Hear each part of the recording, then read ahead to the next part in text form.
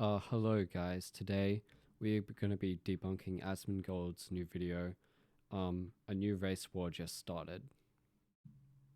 Race Wars. Oh boy. Who's excited for the Race Wars, guys? Who's ready? This is a great video. Hostility.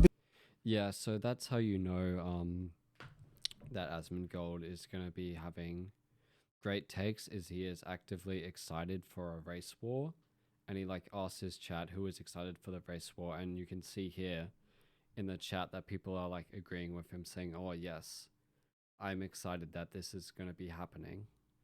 Between races is exploding online right now.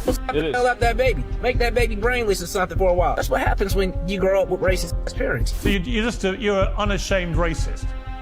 Correct. Everyone's tired, everyone's overwhelmed, and we're all exhausted from watching the world fall apart, and most of us don't know what to do with the tension anymore. Without any real solutions, Okay, so at the start of the video that Asmongold is watching, it actually seems they're making great points. They're like, people are disillusioned, like the system isn't working, people are stressed out, they don't know what to do. But let's see what their solution is. chaos hasn't just continued, it's gotten louder and uglier. Is she just spamming it? You hard ER today and get $1 million tomorrow. And it'll all get swept under the rug because they all still have their teeth. We've come to realize that we're all about to wake up in a very different world soon, and this moment right now marks the tipping point. So what's really going on underneath all of this outrage? And more importantly, before it's too late, how can Christians step into the chaos without becoming part of the problem? Okay, so the guy in the video is basically advocating for Christianity as a solution to the problem, which is actually not that much of a crazy point. On my main channel, Pro Taco, I actually did a video about Rainn Wilson's book, Why We Need a Spiritual Revolution. Rainn Wilson didn't specifically mention Christianity, he was just talking about religion in general. This guy seems more Christian focused. This is not a crazy idea, but I'm sure it'll get much worse.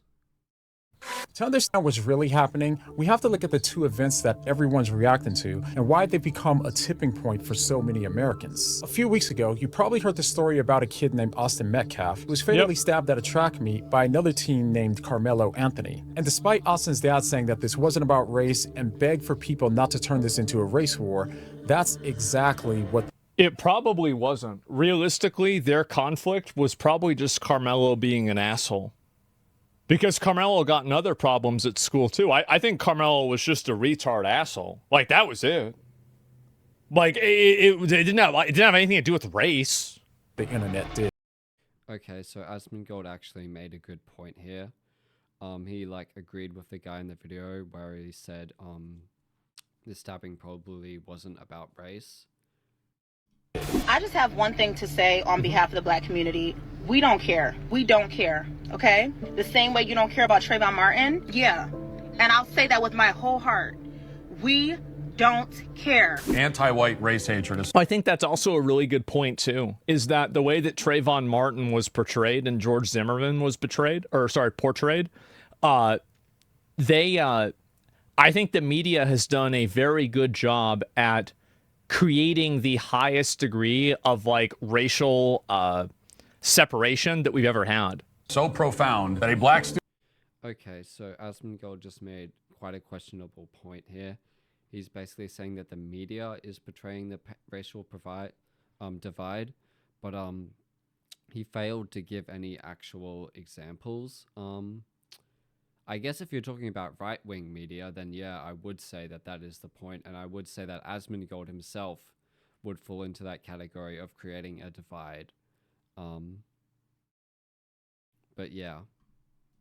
student can stab an unarmed white teenager. But this was only the start. Things got much worse as soon as this happened. Carmelo's family set up a fundraiser, which quickly raised nearly $600,000, which left people online split and enraged. Those who defended him making the money claimed that the stabbing could have been a self-defense and that the money was raised so that Carmelo could have a fair trial, while those who are opposed to him raising money claimed that the money was raised as a way of celebrating a crime against the white kid and essentially condoning murder. So well, the problem with that was like a lot of the comments were about Carmelo Anthony being targeted and arrested because he was black.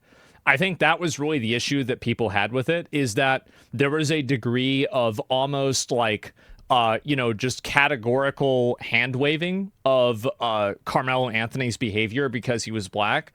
And you could see that in the comments of the donations. And I think that's what really radicalized people about it. And then also the other big issue with it was that the guy that effectively attached himself to the Carmelo Anthony case had a rap sheet that would have gotten him 5 stars in Grand Theft Auto. This guy shouldn't even be out of jail.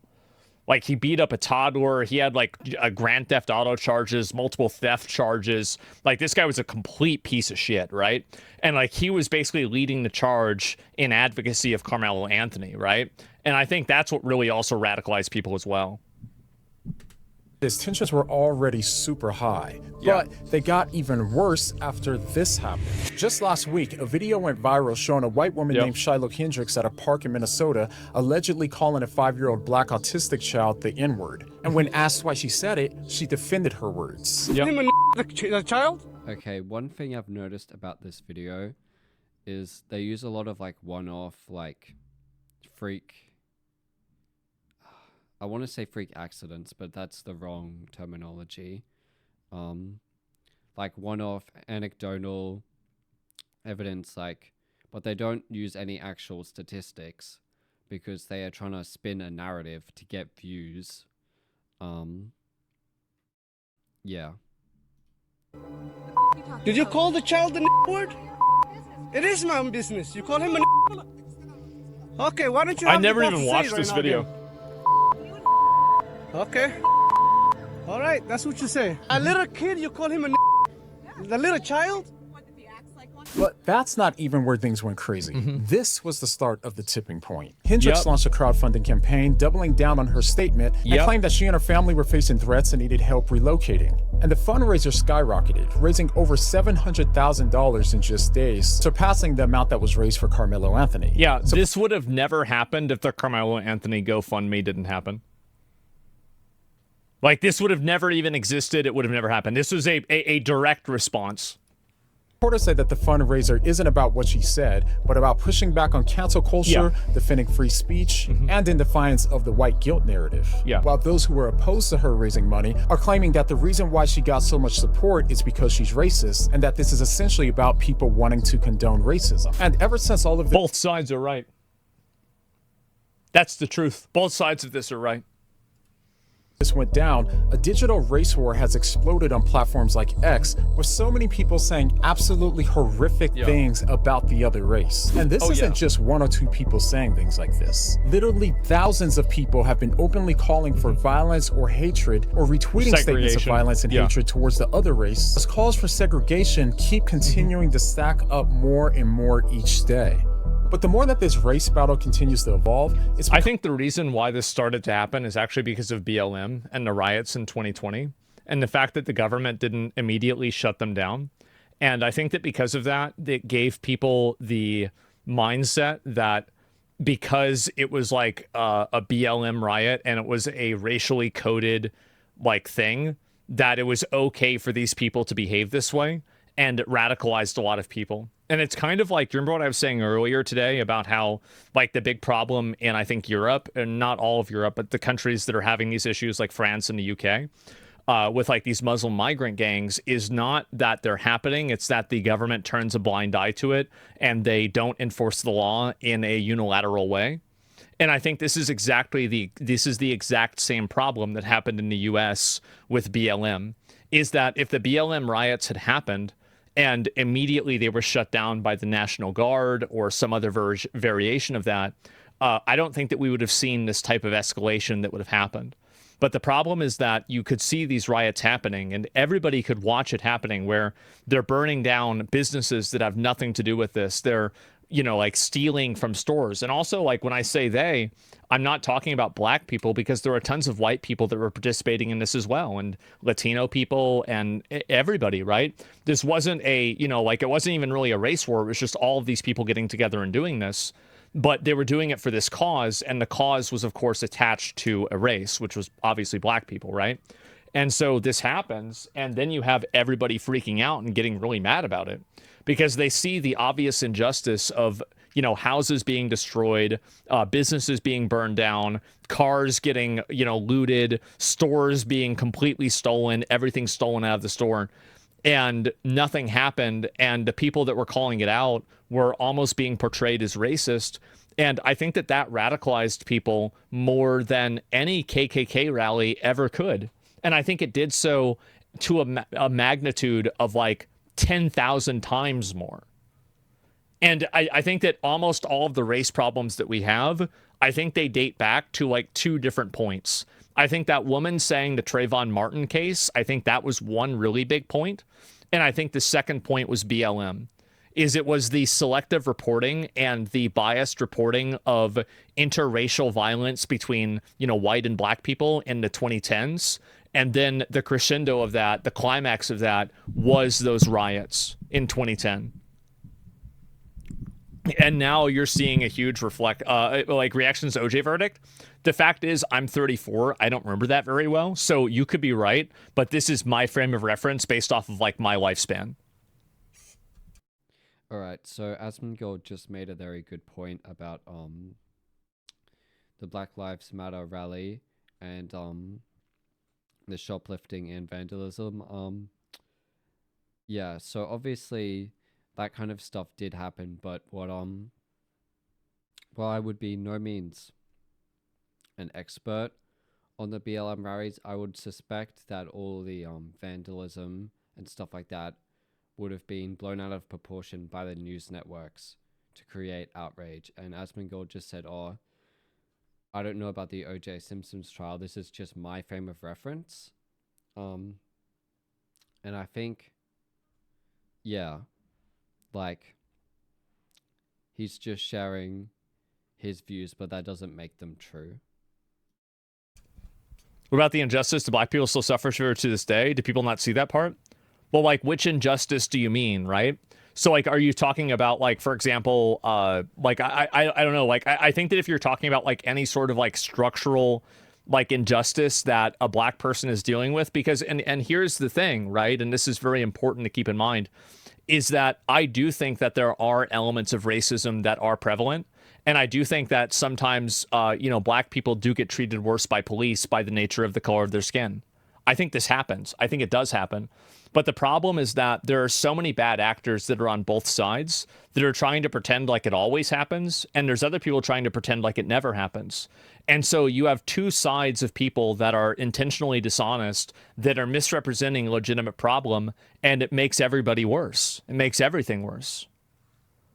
And so that's really it. Only inherited wealth. Well, I mean, like, the thing is that I think that black people are at a number of, like, kind of cultural disadvantages. I think that generational wealth is probably the best example that I can use of it. That's the most material that I can make an argument for. But it's very hard to have honest conversations about these things because the conversations are dominated by dishonest people. And I find it to be very disappointing. Where's my generational wealth? I mean, most people don't have generational wealth. But on average, don't you think slavery and segregation would have made it a lot harder for black families to have generational wealth? Like, can't both things be true? Why can't you just acknowledge this obvious reality? Like, I mean, of course. Like, what are we talking about? Like, why? 100 years ago? Yeah, exactly.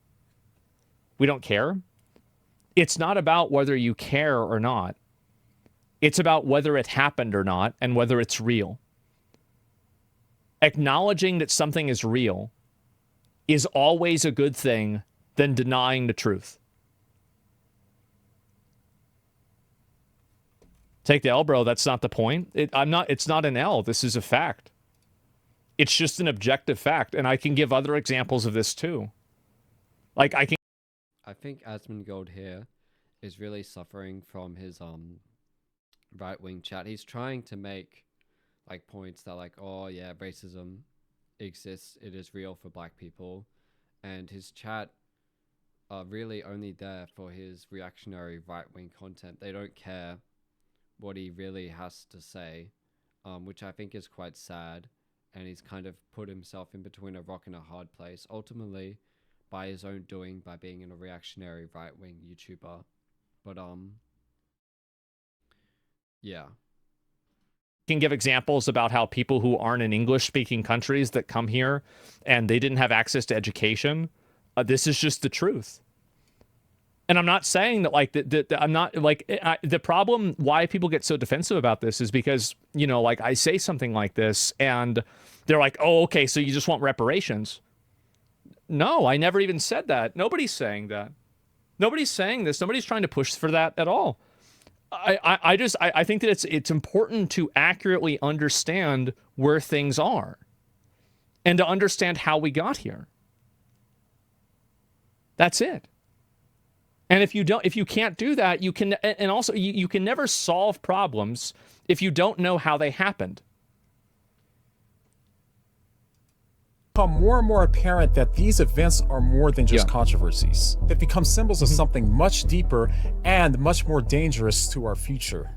These events are about what they triggered in all of us. I mean, just take a listen to what both sides of the debate are saying now. So the way to fight back against essentially this anti-white hatred that's been systemically, you know, ingrained in U.S. society is with white unity. And bruh, saying that U.S. society is like against white people is like the most nonsensical statement. Like the U.S. is probably right now with Trump like the whitest place there is. Like, I don't know, that just, what are they even saying? They're just trying, it's like the classic move. That's like how you justify oppression. It's like, oh, we're the ones actually, the minorities are the ones who are oppressing us, so we need to oppress them back. That's like the whole motto of like the KKK, and that's how these violent groups, these violent white nationalist groups form, is they spin a narrative, oh, us white people are being oppressed. Underneath what's being said, what we're really seeing is that both sides feel like their experiences are being dismissed. Both feel under attack. And what we're left with now is race baiting from both directions. Identity politics on both sides. Yeah, this is what I was saying before. Do you remember how I said years ago that, like, if people keep playing identity politics, white people will start playing identity politics again? Well, here it is. Now it's happening. Contest over who's the greater victim as everyone claims obvious. systemic oppression against their group. And by the way, I'm sure both sides would be more than eager to explain why their claims are legit and the other side's isn't, but to say that would be to miss my point. Because my point is this. What I've come to realize is that it's easier to recognize genuine problems or even misdiagnosed problems when we're on the receiving end of it. Of course, there's exceptions, but our personal experiences and history shape how we view the world and what we notice. And if we're not the target, we easily miss those subtle things that others might see every day. This is why most non-Christians don't see prejudice against Christians, even though a lot of us believe that we see it. It's why I think that there is prejudice against Christians, and I think that it's obvious that in media, it's much more socially acceptable to make fun of Christianity and to demonize and delegitimize and degrade Christianity in. Bro, I thought Asmongold was like anti-religious. Like, wasn't that his whole statement about Israel and Palestine was like, Palestine is like a religious society, so he doesn't consider what is happening there a genocide? Yeah, crazy that he's now saying, oh yeah, Christians are oppressed. Comparison to other religions. It's obvious. If you can't see that, you're just being dishonest. Jewish people on the left, like Ethan Klein and David Pakman, were quick to call out what they perceived as anti-Semitism, while the rest of their non-Jewish group dismissed it as non-existent. It's why women on the right have called out what they see as misogyny coming from those like Andrew Tate. Now, the point is not whether or not these people are right, but how people within certain groups may be sensitive to what they perceive as attacks coming from the outside while dismissing it when others claim the same thing. Exactly. It's happening all across the board, and it's fueling a dangerous pattern where everybody's experiences feel invalidated, which makes everything worse. Yep. The end result of both sides feeling ignored is that we're locked in a cycle of retaliation. Sorry, but just to be clear, you just said to me you use the N-word regularly. In what context? Do you use it with black people? Yes, if it's appropriate. When would it be appropriate? Anytime I feel like it. So you're an unashamed racist. Correct. Every reaction becomes fuel for the next. I think that the focus around using the N-word is like a really big misdirection. And it's like a word, like obviously, like, I mean, it's not a polite thing to do to call somebody the N-word, right? Obviously, it's bad to do that. But at the same time, the real issues are not the N-word. The real issues are making sure that people can afford food, they have access to education. Like, these are the real problems, and that they're being treated fairly by the justice system. Like, these are the real issues. Like, the N-word is not... This is like a bullshit retard issue. It's like it's like the Hail Hitler song. Like, this is a retard issue. Saying that you're a retard if you don't like the Kanye's World War III album, and people saying the N-word, that is a crazy take. Access to jobs? Yeah. Like for example, right? And so let's look at like, and I'll give you an example, right? And so there's like a much poorer area, and let's say it's dominated primarily by minorities, maybe not just black people, but just in general minorities. Well, these poorer areas generally have less stores in them because these stores get broken into a lot. And so a lot of upper middle class liberal white people like to get together and talk about how much all cops are bastards and how they want to defund the police. And they do defund the police, and it succeeds. And so the communities that are actually in the most dire need of the police now don't have the police. And because the police are defunded, so are the businesses, because the businesses can't make their money back because they're getting their stuff destroyed and stolen. So then you have the good businesses that are moving out of these areas that are underprivileged. And because of that, you have people that are in these areas that are looking for local jobs that now don't have access to them because of the second order effect of defunding the police. And this is the way that these things happen. Usually there are not, and this is the problem with discussing a lot of these issues. Food deserts are like, that's one example, but there's many examples of this. Womp womp, stop stealing. I agree with you. I totally agree with you. But do you know how you stop people from stealing? Is that you bring in more police, you arrest the people that are stealing, and I would argue to stop people stealing, you provide an incentive. Well, not, that's the wrong word. You like make sure they have enough money so they don't have to steal. If people have money, they're not going to take the risk of getting like a felony to like steal a loaf of bread. People only resort to stealing when they have no other options. Just like having more police doesn't solve the underlying issue of why people decide to steal in the first place. Yeah, it's like the whole, like Gabe Newell said it best about privacy. I mean, pirating. He said that it's basically like, it's all about incentives. Like if you have the incentive, if it's easy to buy games, if buying games is easier and it's not too expensive, then people will choose that. But if the games are too expensive or you have to go to a bunch of different platforms, people will choose to go to the sketchier piracy sites because that'll actually be the easier option. Then everybody else is happy. Look at El Salvador. Like, no matter how bad you think anywhere in America is, it's nothing compared to El Salvador. And he just took care of it. Arrest the criminals and the problems go away. Wow, what a surprise. Acting like there are just like, it's like black and white, there are good people and bad people is such a insane tone deaf take. It's not like people wake up and they're like, oh, I'm going to be evil today. I'm going to steal a loaf of bread. I'm going to vandalize this store. They do that because they have no other options. Yeah. So, yes, Bozo Chat, it's bullshit. And it's not the people in El Salvador's fault. You can't blame the communities there. You can't blame them. These are gangs. These are people with guns. Like, they're going to attack your family. They're going to destroy your house. You need to hold the government accountable for not getting rid of these people. And so, and do you guys see how... Wow, that's an insane take, saying, oh, yeah, these are like, really, we should be banning the government for not cracking down more on crime instead of providing a society with safety nets so that people don't have to resort to these kinds of things in the first place. It's like people like this don't even like understand like why we have society in the first place. It's so that people can help each other out and one person's success can help out the community. That's the whole reason taxes exist.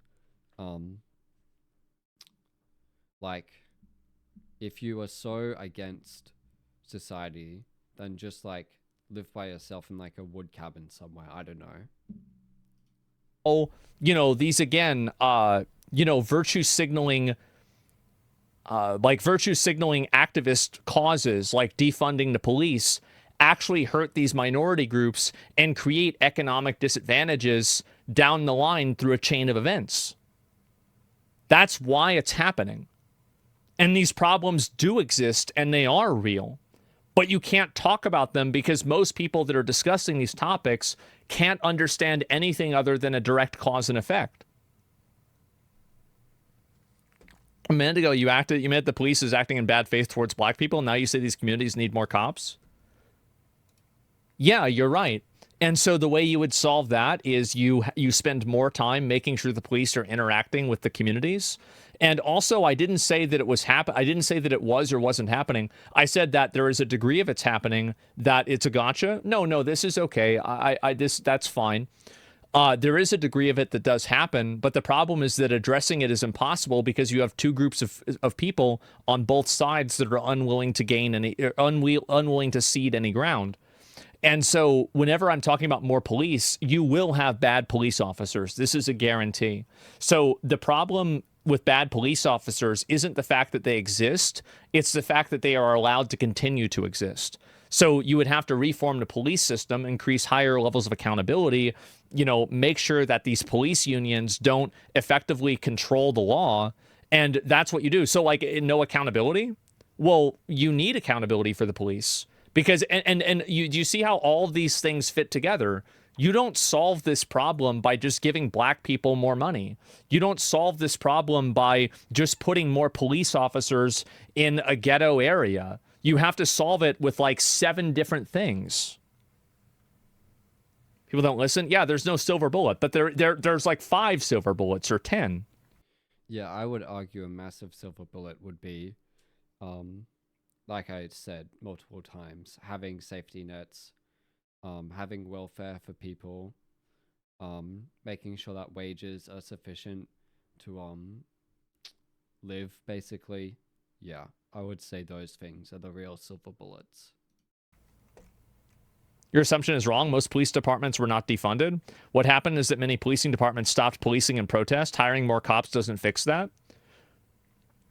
Okay. Well, then figure out why they're protesting and what they want, and then fix that problem. Like the solution, the police don't want to police. Oh, okay, well, let's just give up on the law. That doesn't make a lot of sense to me. And now it's no longer about right or wrong anymore. It's about defending your group because it feels like our dignity and self-worth is on the line. So we react, we generalize, we moralize, we snap back, not because it's wise, but because it feels like survival. And when that sense of threat runs deep enough, people will justify almost anything to protect themselves. This is why we're now seeing people go so far as to openly defend violence and racism. And the real problem in all of this chaos is... yeah, of course they're doing that. Obviously they're doing that.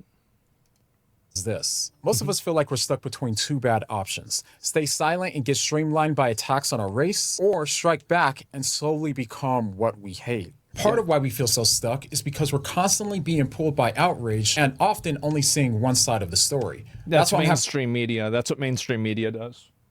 Very few people will give the commentary that I'm giving right now. I think you have your heart in the right place, but I think it's also naive to say that there's no systematic problem in the U.S. institutions. Well, I'm going to ask you, like, a question. Can you give me an example of a systematic problem? Give me an example of a systematic problem. Everyone talks about how the media foments this racial divide. They do, but they only discuss it from one direction.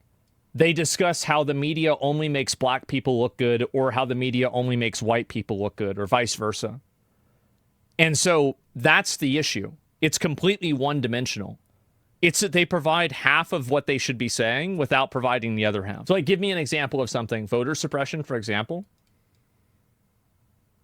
What do you mean? Wait, what? How do you mean voter suppression? What do you mean by that, voter suppression? You're not going to make the argument that black people don't know how to get an ID, are you? Please don't make that argument.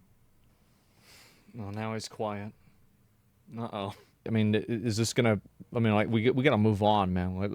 Let's get this going, right? I mean, you're gonna argue in chat, that's fine, but, like, you've got to have an example of, like, what you mean by this, right? I'll give it like 1 or 2 more, like 20 more seconds or so, and then I want to move on.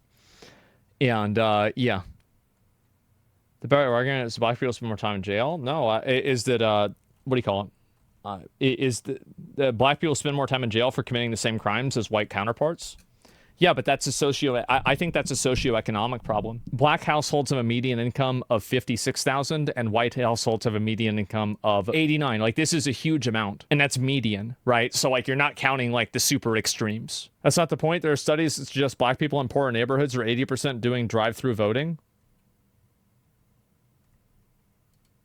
I don't understand, like, this is, I don't even get, like, that's, I don't even know what that means. Okay, let's just move on.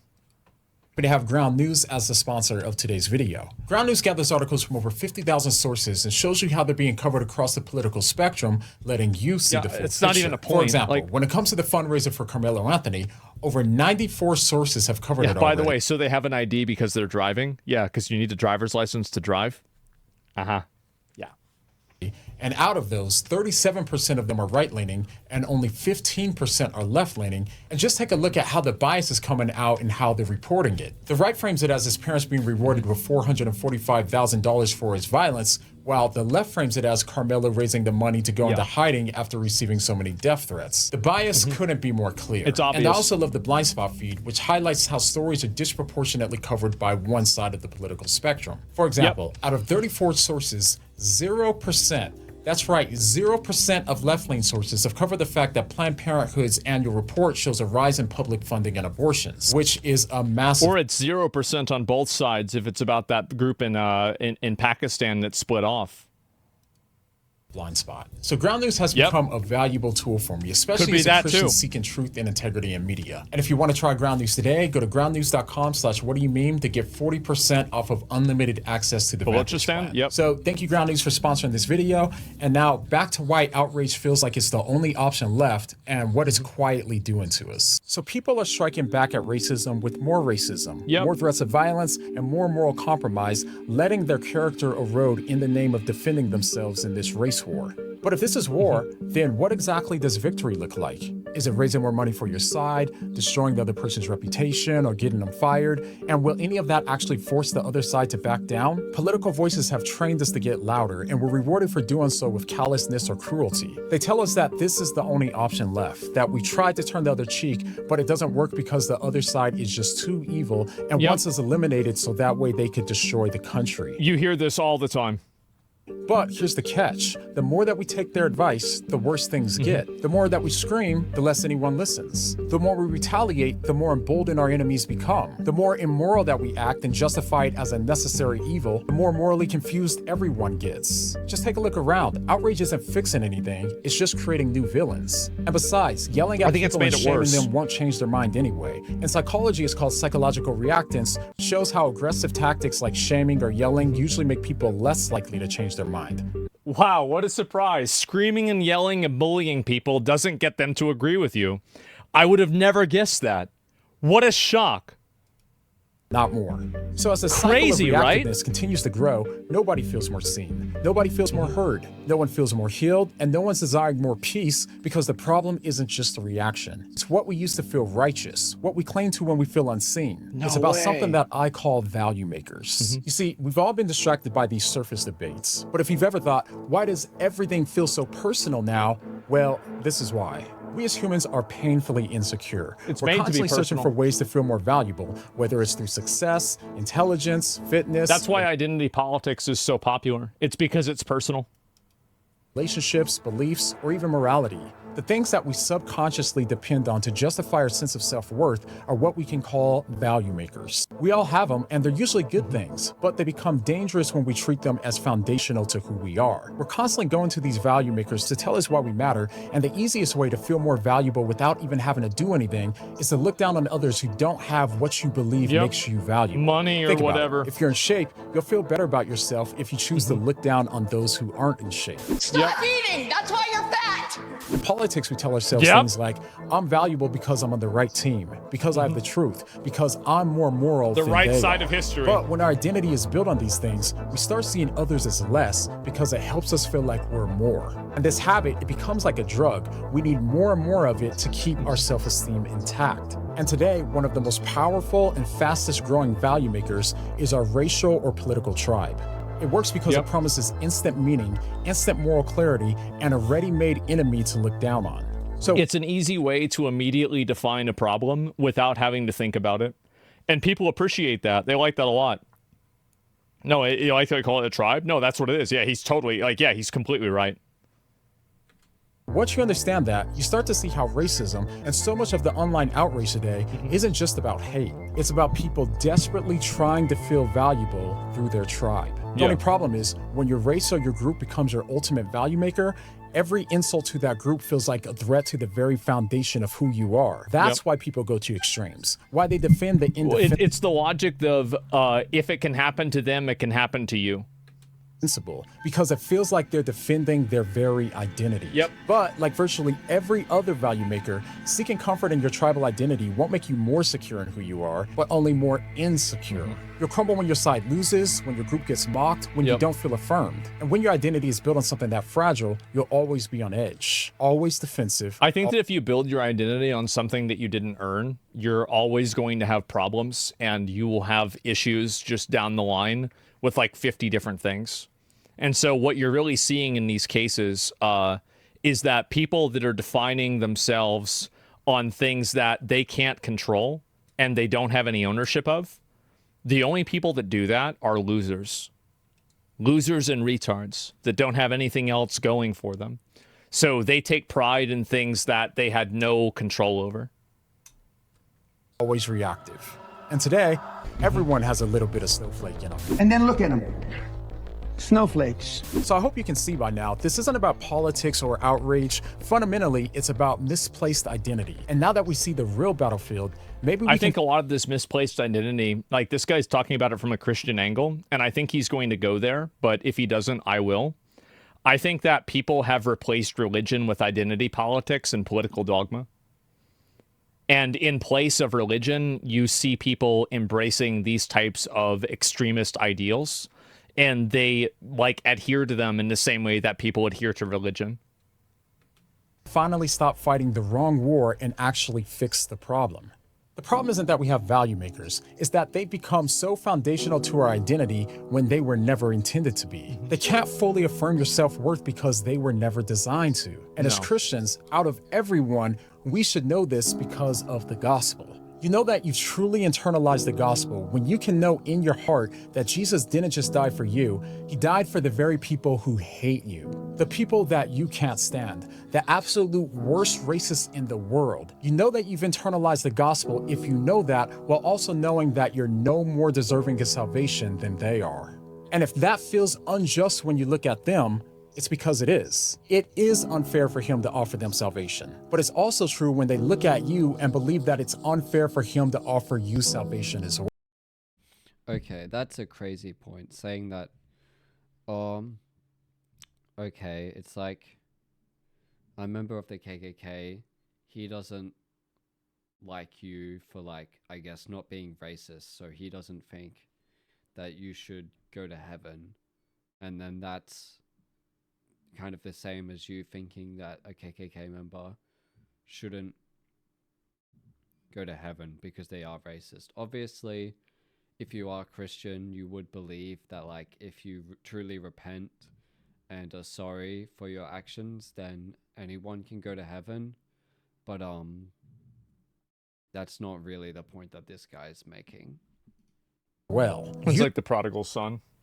You and your worst enemy are valuable because you were loved enough for the God of the universe to die for you, and not because you earned it, not because you deserve it, but only because he offered both of you his grace. And this is why the gospel takes away the illusion of self-superiority. If you truly believe in the message of salvation, then how could you possibly look down on the other team or feel superior to them because you found Jesus and you're saved? The truth is, you can't.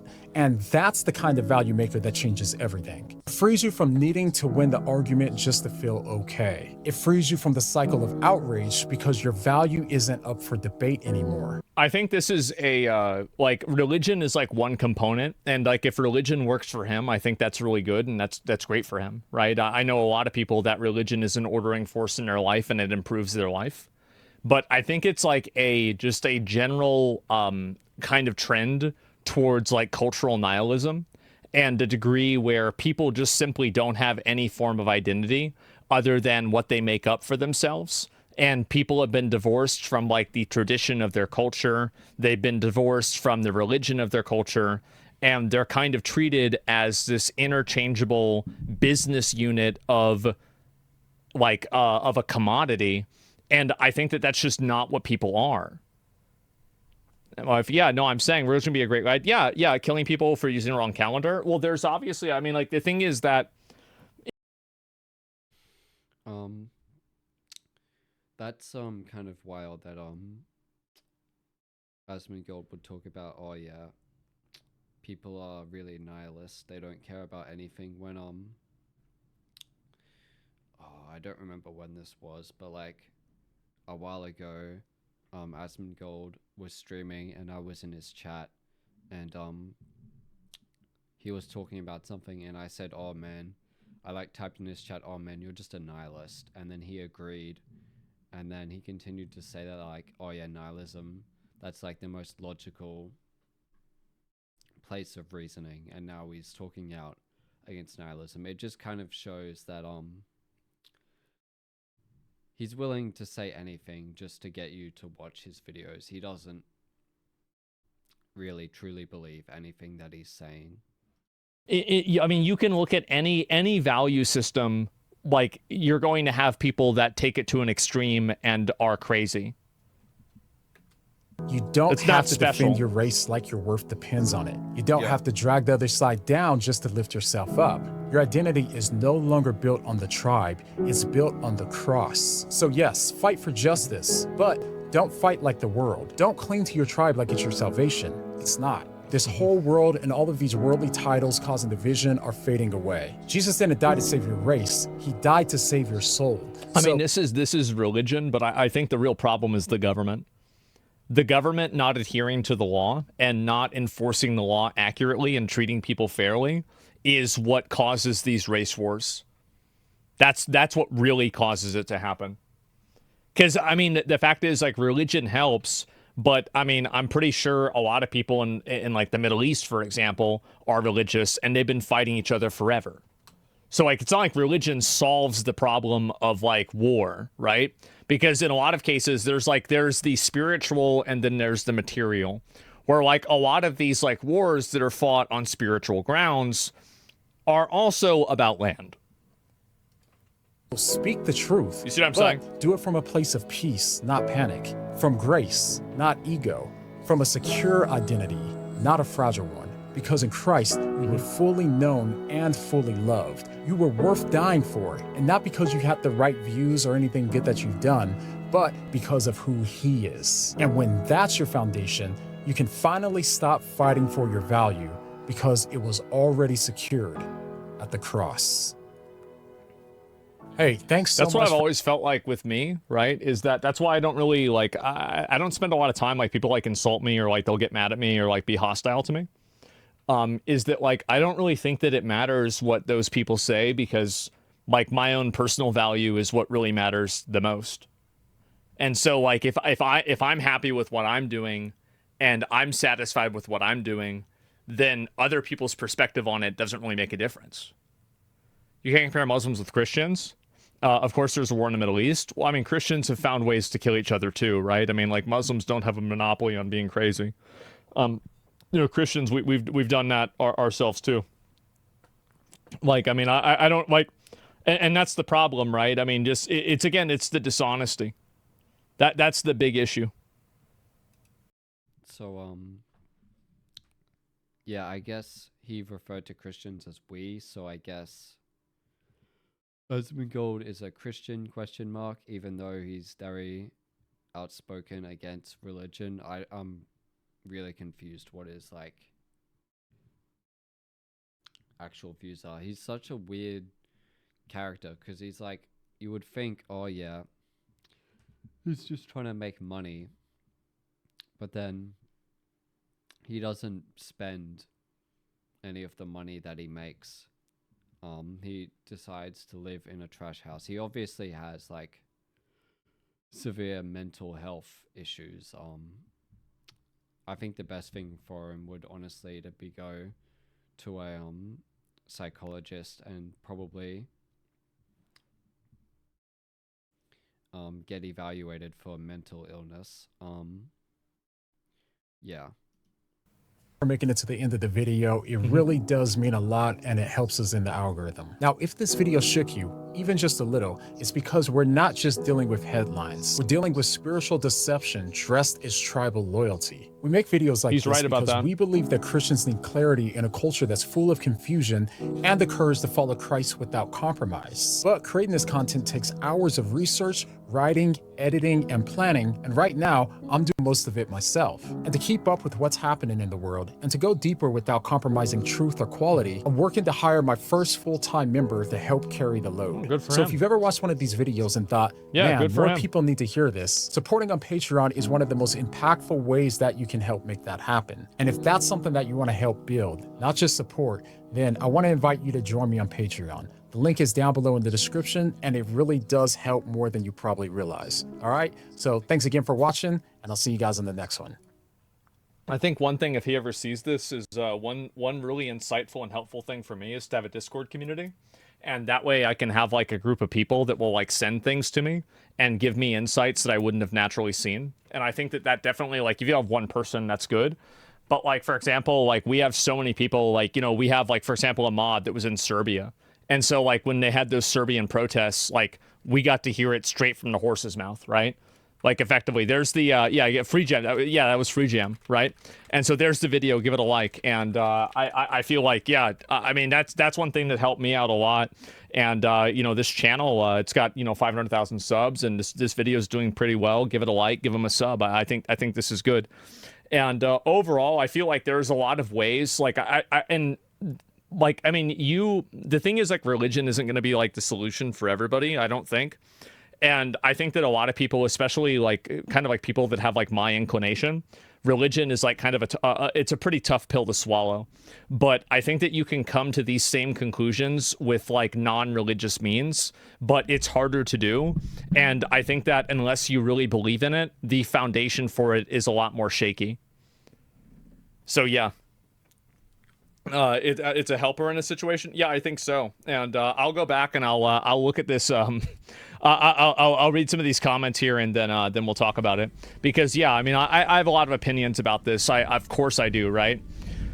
No one chooses what their parents are, what name they're born, their color, their skin, but they do choose how they act in life and the principles they stand by. Yeah, and that's why it's important to make sure that you focus on that, and that's what really matters about you, not anything else. But bro, how hard is it to live by causing no harm to others? It's actually very hard to do because there are oftentimes scarce resources. The root of all evil is not money, it's scarcity. Every single bad thing in the world is tied to scarcity. And so if you had a post-scarcity world, like theoretically, you would nearly eradicate all types of bad behavior. Well, like greed, well, no, but you don't understand. Like greed and envy are downstream from scarcity. You're greedy because you want a lot of things, because the amount of things that you have is contextualized. Scarcity is what contextualizes it. Envy is also the same thing. Scarcity is the root of all evil. Thanks for watching this video. A lot of dangerous rhetoric online, increasing for everyone. I think this was needed. MLK say every man is equal, and people tend to forget that as a black person. Thank you. Well, the thing is that, like, I think that's the way that most normal guys think. And I unironically think this is probably, maybe this is crazy, but I probably have, like, if you had an Asmongold, like, you know, fucking community meetup, and, like, everybody submitted their photos, we would probably have a more diverse group of viewers than almost any other community on the internet. I can almost guarantee you that. And like, I mean, at least among guys, right? We don't have a lot of girls that watch, okay? But, like, among guys, we absolutely do. And the reason why is because, yeah, except women. Yeah, there's no women, though. No, women are not allowed. No girls allowed. But besides the sausage fest, yes, definitely. Yeah, okay, yeah. Of course, Asmongold is, not very, he doesn't have a good reputation with women because, he thinks basically they should just be sex symbols. Yeah. Alright, that was an interesting video. This new channel, it's a new venture for me. If this video does well, I'll post more like it. But yeah.